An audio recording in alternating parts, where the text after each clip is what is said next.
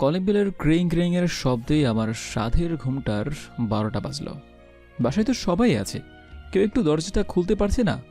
উফ, বিরক্ত হয়ে ঘুম ঘুম চোখে উঠে গিয়ে দরজাটা খুলে দেখি ভাইয়া দাঁড়িয়ে আছে।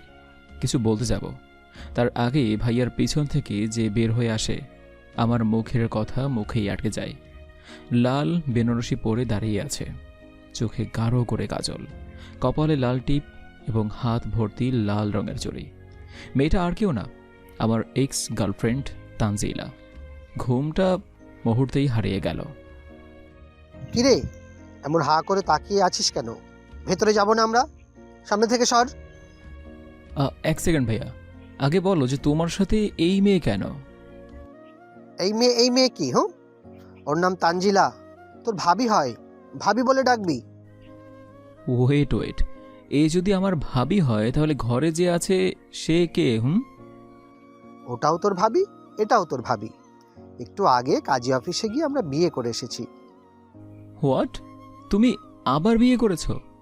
ঘরে বউ রেখে তুমি আবার বিয়ে করেছো? ভাবি, ও ভাবি, তোমার সংসার ভেঙে গেছে গো। দেখো কোথায় তুমি। হ্যাঁ, তাড়াতাড়ি এসে দেখো যে তোমার জামাই তোমার জন্য সতীন নিয়ে আসছে। জান, এই ছেলেটা কি তোমার ভাই? জান, এটা আমার ছোট ভাই, তোমার দেবর হয়। তোমার ভাই এত চেঁচামেচি করছে কেন? ও ভাবি, কোথায় তুমি? তাড়াতাড়ি আসো না। কি হয়েছে, এত চেঁচামেচি করছো কেন মমিনুল? আরে তোমরা এসে গেছো? তোমাদের জন্য সে কখন থেকে অপেক্ষা করছি। বাইরে দাঁড়িয়ে আছো কেন? নতুন বউকে নিয়ে এখনো? ভেতরে আসো। ভাবির কথা শুনে আমি তো পুরাই অবাক হয়ে গেলাম। মানে ভাবি বলছে সে তার সতীনের জন্য অপেক্ষা করছে, আবার ভিতরে আসার জন্যও বলছে। কিভাবে আসবো আপু বলো? আমাদের দেবর দরজার সামনে কিভাবে দাঁড়িয়ে আছে দেখছো না? আমাদের ভিতরে আসতেই দিচ্ছে না। মমিনুল, এটা কেমন বেয়াদবি? তোমার ভাইয়া তোমার জন্য নতুন ভাবি নিয়ে এসেছে, আর তুমি তাকে বাইরে দাঁড় করিয়ে রেখেছো। ভাবি, তুমি সবকিছু আগে থেকে জানতে? মানে ভাইয়া তোমার জন্য সতীন নিয়ে এসেছে, আর তুমি এতটা নর্মাল কি করে? আমি বলেছি তোমার ভাইয়াকে আবার বিয়ে করার জন্য। এখন সরো সামনে থেকে। বলেই ভাবি আমাকে ধাক্কা দিয়ে সরিয়ে ভাইয়া আর তানজিল্লাকে বাসার ভিতরে নিয়ে আসে। এটা কোন দুনিয়াতে আছি আমি? মানে বউ নিজের স্বামীকে আবার বিয়ে করার জন্য বলছে, আর বিয়ে করেছে ভালো কথা, বাট আমার এক্স গার্লফ্রেন্ডকেই বিয়ে করলো। পৃথিবীতে কি আর কোনো মেয়ে ছিল না? দরজা বন্ধ করে হলরুমে এসে দেখি সবাই বসে আছে। আম্মু তানজিল্লাকে নিজের গলার চেন খুলে পরিয়ে দিয়ে বলে, বাহ, খুব মিষ্টি দেখতে আমার বৌমা। বড় বৌমা, তোমার পছন্দ আছে বলতে হবে। তুমি পছন্দ করেছো বলেই মামুন ঠিক তোমার মতোই মিষ্টি দেখতে একটা মেয়ে বউ করে এনেছে। কি হচ্ছে এই বাড়িতে কিছুই বুঝতে পারছি না। আম্মু সবকিছু মেনে নিয়েছে। আমার 6 বছরের ভাতিজি এসে বলে, আম্মু, আম্মু, এই নতুন বউটাতে ছোট দাদুর বউ। না মামনি, এটা তোমার ছোট আম্মু। আমি যেমন তোমার আম্মু, এটাও তোমার আম্মু। আর তোমার ছোট চাচুকে কোনো মেয়ে বিয়ে করবে? সারাদিন টই টই করে ঘুরে বেড়ায়, কোনো কাজ তো করেই না। ছোট দাদুর বউ না হলে উনি বউ সেজে কেন আছে? তার বউ উনি। তোমার আব্বুর সেকেন্ড বউ মামুনি। তোমার আব্বুর মানে তোমার আম্মুকে দিয়ে হয় না, তাই সে আবার বিয়ে করেছে। দি, আব্বু তুমি আবার বিয়ে করেছো?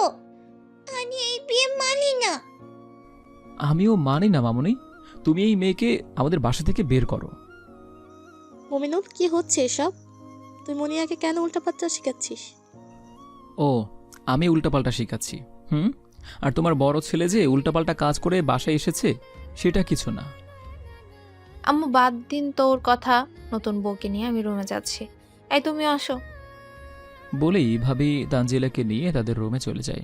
আমি ভাইয়াকে কিছু বলতে যাব, তার আগেই ভাইয়া আমাকে এড়িয়ে চলে যায়। আম্মু সেমভাবে এড়িয়ে চলে যায়। আমি সোফায় বসে গালে হাত রেখে বসে আছি। ভাতিজি মুনিয়া এসে আমার পাশে বসে বলে, দাদু, এটা কি হলো? সবাই তোমালে রেখে চলে এলো। খারাপ সময়ে কেউ পাশে থাকে না আম্মু। তোমার আব্বু আমার শত্রুকে বিয়ে করে বাসায় নিয়ে এসেছে, আর আমার এখন 2টা ভাবি, কিন্তু ভাই তো একটাই। আপু আমাকে তাদের রুমে নিয়ে আসে। আমি বেডে বসে আছি, মনে মনে মমিনুলের বাচ্চা, এবার তুই বুঝবি কত ধানে কতগুলো চাল হয়। নিজের এক্সকে ভাবি ডাকার কি মজা। তোর জন্য আমি দিন রাত কেঁদেছি, এখন তোর কান্না করার পালা। Get ready. সোফায় বসে বসে ভাবছি তো ভাবছি, ভাবনার কোনো শেষই যেন নেই। মনিয়া আমার কোলে শুয়ে আছে। একটু পর আম্মু হাতে করে একটা লিস্ট নিয়ে এসে বলে, মমিনুল গিয়ে বাজার করে আয় তো, আমি সব কিছু লিখে দিয়েছি। আমি পারবো না বাজারে যেতে, তোমার বড় ছেলেকে বলো।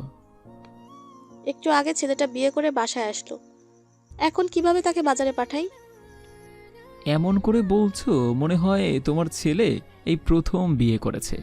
এটাকে বিয়ে বলে না, বদমাশি বলে। আমি পারবো না যেতে, তোমার ছেলেকে পাঠাও। মুখে মুখে কথা বলে শিখে গেছিস। বাজার করতে যেতে বলেছি যা, বাসায় নতুন বউ এসেছে, তার জন্য ভালো মন্দ কিছু রান্না করতে হবে। আমি পারবো না মানে পারবো না। কি হয়েছে আম্মু? দেখো না বড় বৌমা, বাজার করতে যেতে বলেছি, যাচ্ছে তো না, উল্টো মুখে মুখে তর্ক করছে। মমিনুল কি হচ্ছে এগুলো? আম্মু তোমাকে বাজারে যেতে বলছে, যাচ্ছ না কেন? আমি পারবো না ভাবি। ঠিক আছে তাহলে আমিই যাচ্ছি, তুমি যখন যাবেই না তখন আমিই যাই। থাক, আর ড্রামা করতে হবে না। লিস্ট আর টাকা দাও। বলি আম্মুর থেকে লিস্ট আর টাকা নিয়ে বাসা থেকে বের হয়ে চলে আসি বাজারে। আমি চেঞ্জ করে মমিনুলের রুমে এসে দেখি রুমকে গরু ঘর বানিয়ে রেখেছে। কোমরে ওড়না গুছিয়ে রুম গোছানোর কাজে লেগে পড়ি।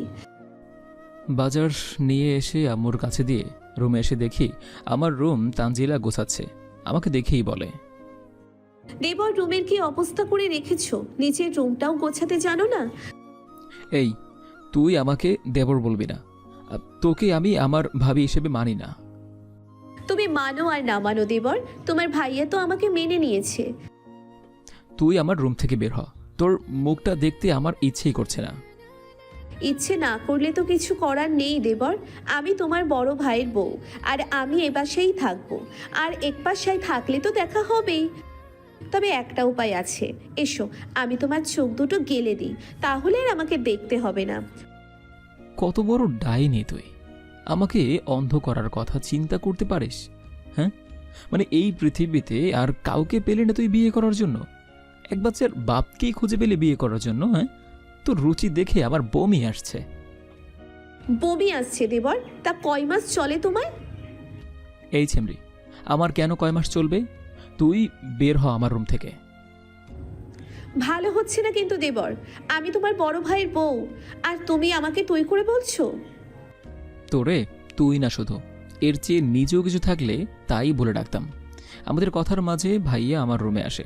তানজিলা ভাইয়ার কাছে গিয়ে ভাইয়ার হাত ধরে কান্নার নাটক করছে। কি হয়েছে? তুমি কান্না করছো কেন জান? মমিনুল, তুই কি বলেছিস তোর ভাবিকে?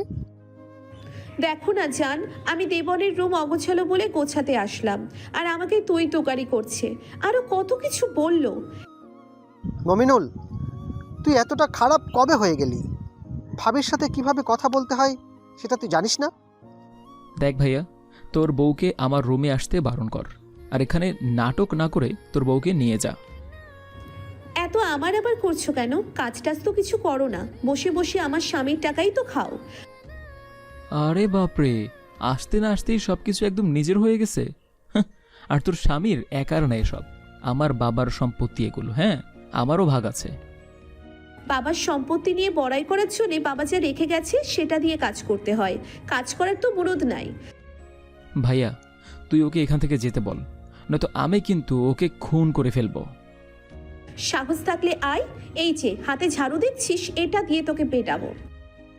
আচ্ছা, আর কিছু বলো না, তাহলে বেচারা কান্না করবে।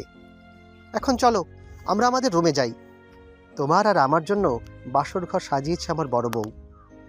কথাটা শুনেই বুকের ভিতর ধক করে ওঠে। তানজিলা লজ্জা মাখা একটা হাসি দিয়ে ভাইয়ার সাথে চলে যায়। আমি বেডে বসে মাথায় হাত রেখে আছি। মনে পড়ে যায় তানজিলার সাথে শেষ দিনের কথা, যেদিন তানজিলার সাথে আমি সকল সম্পর্কের ইতি টেনে চলে এসেছিলাম। আজ থেকে প্রায় 3 মাস আগের কথা। ঘুমিয়ে আছি, কিন্তু মোবাইলের রিংটনের জন্য ঘুমাতেই পারছি না। মোবাইল হাতে নিয়ে দেখি তানজিলা কল করেছে। কল রিসিভ করেই চেঁচিয়ে বললাম, এই কি হয়েছে? দেখছো না কল রিসিভ করছি না, তাও কেন বারবার কল করছো? তোমার জন্য কি মানে একটু ঘুমাতেও পারবো না? সকাল সকাল ঘুম নষ্ট করার জন্য বসে থাকো, হ্যাঁ? কাজ নেই তোমার কোনো? হ্যাঁ, এভাবে কেন কথা বলছো মমিনুল? তুমি না কাল রাতে বললে আজকে আমার সাথে দেখা করবে? আমি সেই 10টা থেকে তোমার জন্য অপেক্ষা করছি, এখন 11টা বাজে। আমি আসবো না, তুমি বাসায় চলে যাও। প্লিজ এমন করো না, আমি 1 ঘন্টা ধরে তোমার জন্য অপেক্ষা করছি। উফ, ঠিক আছে আসছি, তবে আজকের পর এই সময় আর দেখা করতে চাইলে ভালো হবে না কিন্তু। বলেই মমিনুল কল কেটে দেয়। আমি অপেক্ষা করতে থাকি। ঠিক 12টায় মমিনুল আসে, এসেই বলে, কি হয়েছে বলো? তোমার জন্য এই রোদের মধ্যে আমার বাইরে আসতে হলো। মানে মাথায় কিছু নেই তোমার? দেখা না করলে কি হয়? সারাক্ষণ দেখা করো দেখা করো, পাগল করে ফেলেছে। এভাবে কি একটা রিলেশন চলতে পারে? তুমি যা বলো আমি তাই শুনি। তোমার সাথে একটু কথা বলার জন্যে, তোমাকে একটু দেখার জন্যে আমি পাগল হয়ে থাকি, আর তুমি সারাক্ষণ এড়িয়ে যাও। কেন এমন করো? এভাবে যখন রিলেশন রাখা যায় না, তখন রাখিস না। আজ থেকে তোর সাথে আমার সকল সম্পর্ক শেষ। তোর মতো কাউকে খুঁজে না, ঠিক আছে? আজকের পর আমাকে আর কল করবি না। আর তোর সাথে জীবনের মতো সম্পর্ক শেষ। জীবনটা শেষ করার জন্য একদম উঠে পড়ে লেগেছিস। বলেই মমিনুল চলে যায়। একবারের জন্য পিছনে ফিরে দেখেনি। আমি সেখানে বসেই কান্না করতে থাকি। বর্তমান সকাল 8টা বাজে। ঘুম থেকে উঠে ছাদে এসে দাঁড়িয়ে আছি। ভোরের মিষ্টি বাতাসও ভালো লাগছে না। হঠাৎ সেখানে তানজিল আসে। দেখেই বুঝতে পারছি যে মাত্রই গোসল করেছে। গোলাপি রঙের একটা শাড়ি পরেছে। বাতাসে শাড়ির আঁচলটা কোমর থেকে সরে যায়। তখন এক দৃষ্টিতে তাকিয়ে আছি সেখানে। তানজিল আমাকে এভাবে তাকিয়ে থাকতে দেখে তাড়াতাড়ি করে শাড়ির আঁচলটা ঠিক করে নেয়। আমিও তাড়াতাড়ি অন্যদিকে ঘুরে যাই। আজকালকার ছেলেদের লজ্জা শরম বলতে কিচ্ছু নেই। ভাবির দিকেও বাজে চোখে তাকিয়ে থাকে। ওর কথা শুনে রাগ হচ্ছে, কিন্তু কিছু না বলে অন্যদিকে তাকিয়ে আছি। তখন তানজিলা এসে আমার পাশে দাঁড়িয়ে আবার বলে, কি দেবর, এত সকালে ঘুম থেকে উঠে গেছো যে? কাল রাতে ভালো ঘুম হয়েছিল তো? আমাকে নিয়ে তোরা তো চিন্তা করতে হবে না। তুই ঢং করে এত সকালে কেন গোসল করেছিস? তুমি বুঝবে না দেবর, বিয়ের পর মেয়েরা কেন সকালে গোসল করে। তোর লজ্জা শরম নেই একটু? মানে আমার বড় ভাইকে কিভাবে, মানে ছি। তোমার কত লজ্জা আছে একটু আগে দেখলাম তো। সম্পর্কে আমি তোর ভাবি হই, আর তুই কি করলি? যেই একটু আমার কোমর থেকে আঁচল সরলো, লুচ্চাদের মতো তাকিয়েছিলি। তোকে দেখার টাইম নাই আমার, বলেই নিচে চলে আসি। রুমে যেতে নিলে আম্মু বলে, কি রে, সূর্য কি আজকে ভুল করে অন্য কোনো দিকে থেকে উঠলো নাকি? আমিও সেটাই ভাবছি আম্মু, যে 12টার আগে ঘুম থেকে ওঠে না, সে আজ এত সকাল সকাল ঘুম থেকে উঠে গেছে। গতকাল বড় ভাইয়ের বিয়ে হয়েছে, হয়তো সেই খুশিতেই তাড়াতাড়ি ঘুম থেকে উঠে গেছে। মনে নেই তোমার বিয়ের সময়ও তো এমনই করেছিল, তাড়াতাড়ি ঘুম থেকে উঠে নিজে সব কিছু করেছে। মনে আছে, আমার দেবর ভাবিদের জন্য নিজের নিয়মকে ভেঙে ফেলে। সবার কথাগুলো বিষের মতো কানে লাগছে। কিছু না বলে রুমে চলে আসি। রুমে এসে দেখি মনিয়া আমার রুমে বসে আছে। আমাকে দেখেই বলে, চাট্টু, তুমি আজ এত তাড়াতাড়ি উঠে গেছো কেন? আমি সেই তখন থেকে তোমার জন্য বসেই আসি। ঘুম ভেঙে গেছিল আম্মু। তা তুমি এত সকালে আমার রুমে কেন? আম্মু বলল তোমার সাথে এসে বসে থাকতে। ও আচ্ছা, তুমি খাবার খেয়েছো? না তো, তুমি আজ আমাকে খাইয়ে দেবে? আমার আম্মুকে আমি কেন খাইয়ে দেব না? তুমি বসো, আমি তোমার জন্য এক্ষুনি খাবার নিয়ে আসছি। বলেই রুম থেকে বের হয়ে কিচেন এসে দেখি আম্মু দাঁড়িয়ে আছে। কি রে, তুই কিচেনে রান্না করবি নাকি আজ? সো ফানি, মনিয়ার জন্য খাবার নিতে এসেছি। ও আচ্ছা, তুই তাহলে মনিয়াকে নিয়ে টেবিলে বস, আমি আর বৌমারা মিলে খাবার নিয়ে আসছি। আমি তোমাদের সাথে বসে খাবো না। খাবার দিলে দাও, নয়তো মনিয়াকে নিয়ে বাইরে চলে যাচ্ছি। আচ্ছা, ছোট বৌমাকে নিয়ে আয়। তোর এত সমস্যা কেন হচ্ছে? আচ্ছা, তুই কি ছোট বৌমাকে আগে থেকে চিনিস নাকি? কোথাও তো গার্লফ্রেন্ডকে তো ভাইয়া বিয়ে করে নিয়ে আসেনি তো? আমি ওই মেয়েকে চিনি না। আমার রাগ হচ্ছে এই জায়গায় যে ভাইয়া বাসায় বউ থাকতে আবার কেন বিয়ে করলো, আর তোমরা সবকিছু কিভাবে এত সহজে মেনে নিলে? কারণ আমরাই বলেছি তোমার ভাইয়াকে আবার বিয়ে করতে, আর মেয়েকে আমি পছন্দ করেছি। বাহ, তোমাকে তো অস্কার দেয়া প্রয়োজন। নিজের স্বামীকে নিজেই দ্বিতীয় বিয়ে করিয়েছ। আম্মু, খাবার দিলে দাও, নয়তো আমি যাচ্ছি। আম্মু আর কিছু না বলে একটা প্লেটে আমাদের দুজনের জন্য খাবার দেয়। আমি খাবার নিয়ে রুমে আসতে গেলে সামনে এসে দেখি তানজিলা দাঁড়িয়ে আছে। আমার দিকে তাকিয়ে বলে, আমি আসতে না আসতেই তোর সবার সাথে বসে খাওয়া বন্ধ হয়ে গেছে। সামনে তোর জন্য আরো কত কিছু অপেক্ষা করছে তুই ভাবতেও পারছিস না। বেশি লাফালাফি করিস না, নয়তো এমন অবস্থা করব নিজেই নিজেকে চিনতে পারবি না। সর সামনে থেকে। বলেই তানজিলাকে পাশ কাটিয়ে রুমে চলে আসি। মুনিয়াকে খাইয়ে দিয়ে আমিও খেয়ে নেই এবং সবকিছু টেবিলের উপর রেখে দিয়ে মুনিয়াকে নিয়ে শুয়ে পড়ি। সবাইয়ের সাথে বসে সকালে নাস্তা শেষ করি। আম্মুর সাথে সব কিছু গুছিয়ে মমিনুলকে জ্বালানোর জন্যে ওর রুমে এসে দেখি মনিয়াকে নিয়ে ঘুমিয়ে আছে। তাই আর কিছু না বলে আম্মুর রুমে এসে দেখি আম্মু বসে আছে। আমাকে দেখে আম্মু বলে, আরে মা, তুমি এসো, বসো এখানে। তানজিলা আমার পাশে বসে বলে, আম্মু সব কিছু ঠিক হবে তো? আবার হিতে বিপরীত হবে না তো? এত চিন্তা করছিস কেন? আমরা তো সবাই আছি। আর দেখে বুঝতে পারছি না কিভাবে জ্বলছে। আরও কিছুদিন যেতে দে, তারপর দেখবি নিজেই সব কিছু বলবে। তাই যেন হয় আম্মু। ও যে ঘাড়তারা, কখন যে কি করে বসবে সেটাই বুঝতে পারি না। এত বুঝতে হবে না এখনই, সময় গেলে নিজেই নিজের ভুল বুঝতে পারবে। আমার উপর পুরো ক্ষেপে আছে। আমার সাথে কাল থেকে ঠিক করে কথাও বলছে না। তোমার আর আম্মুর কথা শুনে আমি ফেঁসে গেছি। এখানে ফাঁস আর কি হলো? তোমার ভাই আমার বান্ধবীর সাথে কি করেছে সেটা শোনোনি? মেয়েটা নিজেকে শেষ করে দিতে চেয়েছে তোমার ভাইয়ের জন্য। এখন উচিত শিক্ষা হয়েছে, নিজের গার্লফ্রেন্ডকে এখন ভাবি রাখুক। মুনিয়া কিন্তু কাল থেকে এখনো পর্যন্ত আমার সঙ্গে কথা বলেনি। তোমার ভাইয়ের জন্য। শুনলে না কালকে কি বুদ্ধি দিল? আপনাদের বুদ্ধির জন্য এখনো বেঁচে আছি আম্মু, নয়তো আরো আগেই হয়তো নিজেকে শেষ করে দিতাম। এসব উল্টাপাল্টা চিন্তা বন্ধ কর, আর যেটা চলছে চলতে থাক। দেখবি সব কিছু ঠিক হয়ে যাবে।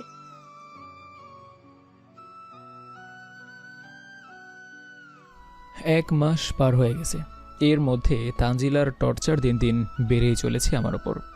মানে আমাকে দিয়ে রোজ বাজার করায়, বাসার টুকটাক কাজ করায়, আর কিছু বলতে গেলে আম্মু, ভাইয়া আর ভাবি আমার উপর খেপে যায়।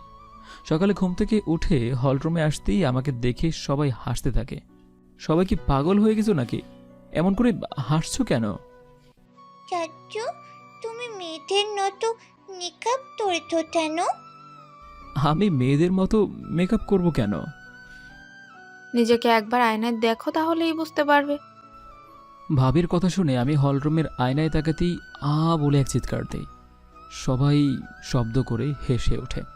আমার পুরো মুখে মেকআপ করা, ঠোঁটে লিপস্টিক, কপালে টিপ। রাগে মাথাটা গরম হয়ে যায়। এটা যে কার কাজ সেটা আমার বুঝতে একদম বাকি নেই। তানজিলার সামনে এসে ওর হাত ধরে টেনে তুলে গালে থাপ্পড় দিয়ে বলি, কি পেয়েছিস তুই? হ্যাঁ, মানে আমাকে কি তোর বাপের সম্পত্তি পেয়েছিস? যখন যা ইচ্ছা তাই করবি। নিজের লিমিটের মধ্যে থাক, নয়তো তোকে খুন করে ফেলবো। গালে হাত রেখে দাঁড়িয়ে আছি। মমিনুলের কথা শেষ হবার আগেই আম্মু মমিনুলের গালে থাপ্পড় দিয়ে বলে, বেয়াদব কোথাকার! বড় ভাইয়ের বউয়ের গায়ে হাত তুলিস? এই শিক্ষা তোকে আমি দিয়েছি? আম্মু, ও আমার মুখে সব। একদম চুপ, কোনো কথা বলবি না। ও তোর সম্পর্কে ভাবি হয়, তোর সাথে মজা করতেই পারে, তাই বলে তুই ওর গায়ে হাত তুলবি? মাপ চা বৌমার কাছে। কিছু না বলে রেগে মেগে নিজের রুমে চলে আসি। ওয়াশরুমে এসে মুখ ধুয়ে রুমে এসে সিগারেটের প্যাকেটটা নিয়ে ছাদে চলে আসি। দোলনায় বসে একের পর এক সিগারেট খেতে থাকি। রাগে মাথা আগুন হয়ে আছে, সব জ্বালা সিগারেটের উপর তুলছি। তখনই সেখানে তানজিলা এসে বলে, কি করছো তুমি? আমি কি করছি? আমি ডান্স করছি, দেখছিস না? সিগারেট ফেলো বলছি, ভালো হবে না কিন্তু মমিনুল। আমার ভালো নিয়ে তোর চিন্তা করতে হবে না। যাকে বিয়ে করেছিস তার কাছে যা। তার কাছে যাব সময় হলে, তুমি এগুলো ফেলো। বিরক্ত করিস না, যা এখান থেকে। তানজিলা আমার কথা শুনে রেগে গিয়ে আমার হাত থেকে সিগারেট নিয়ে ফেলে দেয়। আমি প্যাকেট থেকে আরেকটা নিতে গেলে তখন প্যাকেটটা নিয়েও ফেলে দেয়। ভালো করে বললে ভালো লাগে না। আমি কি করব না করব সেটা তোকে বলতে হবে? হ্যাঁ, কে তুই? হ্যাঁ, আমি কে সেটা তুমি জানো না? নিচে আসো, আম্মুর কাছে বলছি আমি। বলেই তানজিলা চলে যেতে নিলে আমি ওর হাত ধরে বলি, হাত কেন ধরেছ? হাত ছাড়ো বলছি। আমি আর পারছি না তানজিলা, প্রতিনিয়ত তিল তিল করে শেষ হয়ে যাচ্ছি। তুমি অন্য কারো, এটা আমি মানতে পারছি না। কেন মানতে পারবে না? আমি তো তোমার কেউ না। আমার সাথে তো সেই কবেই সব সম্পর্ক শেষ করে দিয়েছো। তাহলে কেন তোমার কষ্ট হবে আমি অন্য কারো হলে? সেদিন বুঝতে পারিনি, কিন্তু তোমাকে যেদিন থেকে ভাইয়ার সাথে দেখছি সেদিন থেকে বুঝতে পেরেছি তুমি আমার কতটা জোরে আছো। তোমাকে ছাড়া মরে যাব আমি। মানুষ সবকিছু হারিয়ে বুঝতে পারে মূল্য। যখন আমি তোমাকে পাগলের মতো ভালোবেসেছি তখন তুমি আমাকে একা করে চলে গেছো। আর আজ যখন আমি তোমার থেকে দূরে চলে গেছি, আজ বুঝতে পারছো? তোমাকে হারিয়ে বুঝেছি। তুমি যা বলবে আমি তাই শুনব। চলো আমরা দূরে কোথাও চলে যাই। তখন ছাদের দরজা থেকে হাততালির শব্দ শুনলাম। আম্মু, ভাইয়া, ভাবি দাঁড়িয়ে আছে, সবার ঠোঁটে বিজয়ের হাসি। আমি তানজিলার হাত ছেড়ে দিয়ে দাঁড়িয়ে আছি। ভাইয়া কাছে এসে বলে, ফাইনালি আজ আমাদের জয় হলো। সবকিছু আমার জন্য হলো। এখন সবকিছু তোমার জন্য।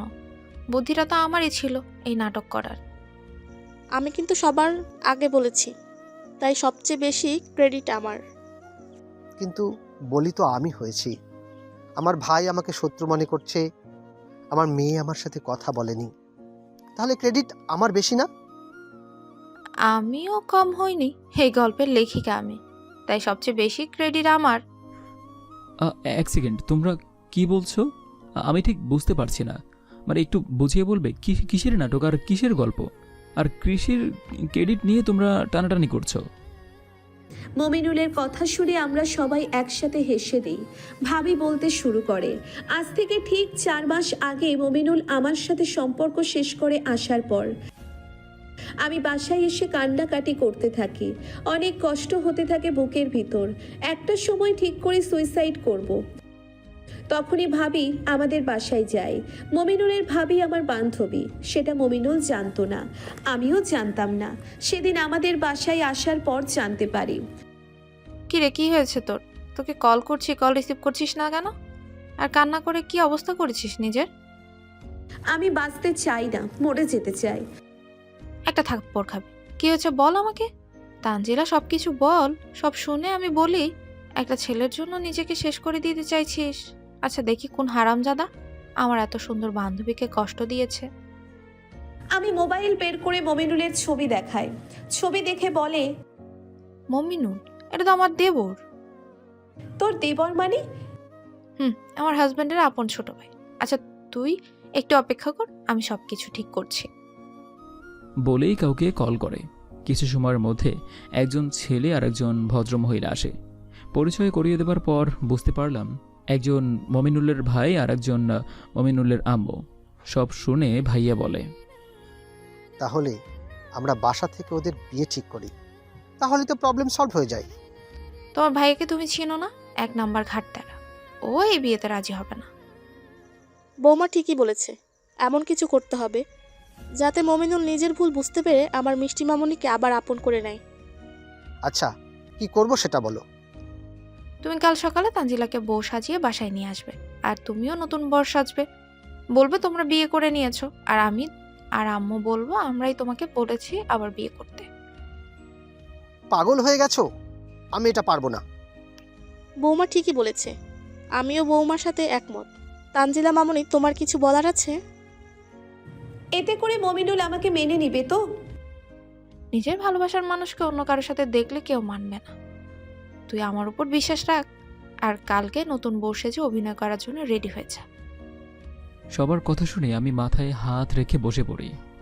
বাপ রে, তোমরা এত প্ল্যান করেছো আর আমি কিছুই বুঝতে পারলাম না। তাই তো বলি, ভাবি ভাইয়াকে বিয়ে করতে কেন বলবে? তোমার জন্য করেছি সবকিছু। এই নাটকটা না করলে তো তুমি তোমার ভুল বুঝতে পারতে না। আগে যা হয়েছে সব কিছু ভুলে যা, আর তানজিলাকে আপন করে নে।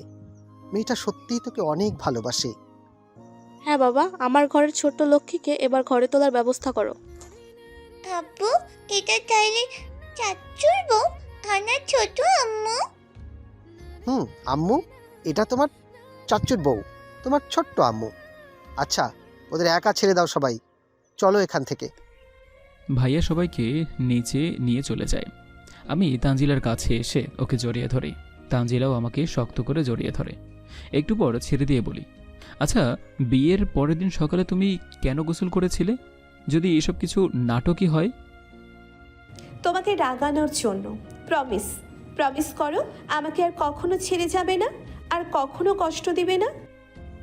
কিছু কথা বলি, মনোযোগ দিয়ে শোনো। তুমি কান্না করলে কখনো তোমার চোখের পানি আমি মুছে দেব না। তুমি ব্যথা পেলে তোমার কোনো সেবা আমি করব না। তুমি পড়ে গেলে আমি কখনো তোমাকে ধরে তুলব না। তোমার কষ্ট হলে আমি কখনো কষ্ট দূর করার জন্য এগিয়ে আসব না। এই একটু আগে না বললে আমি যা বলবো তাই করবে, আর এখন এসব বলছো? যাও, আমি তোমার সাথে থাকি না। আরে বেরি ফুলটুসি, পুরো কথা তো শুনে যাও। না, আর কিচ্ছু শুনবো না, আমি গেলাম। বলেই আমি কয়েক কদম এগিয়ে গেলে মমিনুল পেছন থেকে বলতে থাকে, তুমি কান্না করলে আমি এই জন্য তোমার চোখের পানি মুছে দেব না, কারণ আমি তোমাকে কখনো কান্না করতেই দেব না। তুমি ব্যথা পেলে আমি এই জন্য সেবা করব না, কারণ তোমাকে কখনো ব্যথা পেতেই দেব না। তুমি পড়ে গেলে এই জন্য তোমাকে তুলব না, কারণ তুমি পড়ে যাবার আগেই আমি তোমাকে ধরে ফেলব। আমি পিছনে ঘুরে দৌড়ে এসে মমিনুলকে জড়িয়ে ধরি। মমিনুল আমাকে বুকে নিয়ে হাসতে থাকে। সকল কষ্ট শেষে আমাদের জীবনে আজ সুখ এসেছে। মমিনুল আমার কপালে চুমু দিয়ে হুট করে আমার ঠোঁট বন্ধ করে দেয়। আরে আপনারা এমন করে তাকিয়ে কি দেখছেন? লজ্জা পেতে হয়তো এই সময়। আমরা এখন কি করব সেটা শুনলে লজ্জা পাবেন তো? তাও শুনবেন? ওকে, শুনুন তাহলে বলছি। ইস, কি শখ শোনার জন্য, হ্যাঁ? কেমন কান খাড়া করে আছে। যান মেয়েরা, আমরাও এবার হাসি। হ্যাঁ, সবাই ভালো থাকুন, সুস্থ থাকুন। আল্লাহ হাফেজ।